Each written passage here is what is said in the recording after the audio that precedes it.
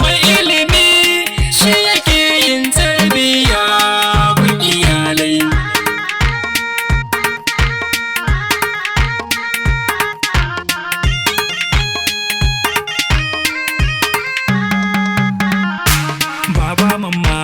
Baba mama ton ton ton ti musa 'yan yara a makaranta su yi karatu.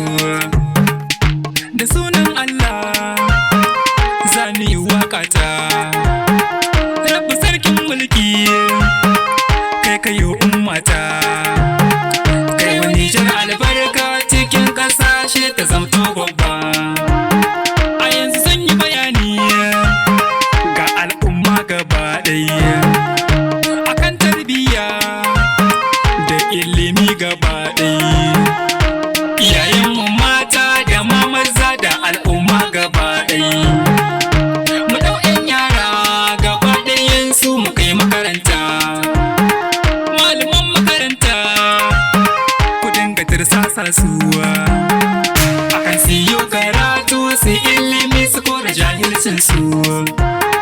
Ina iyayenmu mata ku ne manya a tarbiyyar iyalai, biyo kula da amanar da Rabbi sarkin mulki ya ba mu tarbiyyar su. Tun suna a ƙanana mu ba su tarbiyya hankalin mu sai ya gamsu. Ku koya musu yadda aka kun manya don su samu albarkar ku. Ku girmama na gaban ku ba su duk haƙƙin su. Idan muna yin haka rayuwar mu 'yan Nijar kun ga dole za ta yi kyawu. Na dawo ga iyaye maza ku dinga saurara ta, ku dinga lura ga iyaye mata ku dinga sanya idanu akan kula da iyalai su yi ilimi hada da tarbiyyar su. Sannan idan ka dawo daga ma'aikata ka tare iyalinka, domin ka san matsalar su me yake faruwa me yake damun su. Sai ka gano matsalar sannan kuma sai ka seta alƙiblar su. Iyaye maza in muna yin haka tarbiyyar mu za ta wadatu.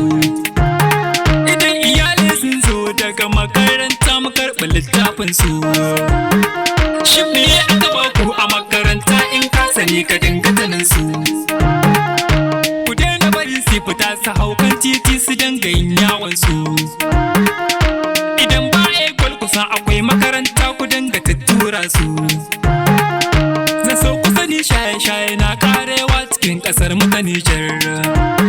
Silar fitar da suke yi suna yin yawo a can suke koyowa. Shugabannin mu kullum sai na faɗi mu gyara tarbiyyar mu. Ne kira ga iyaye, ne kiran malama, ne kira ga matasa mu gyara tarbiyyar mu.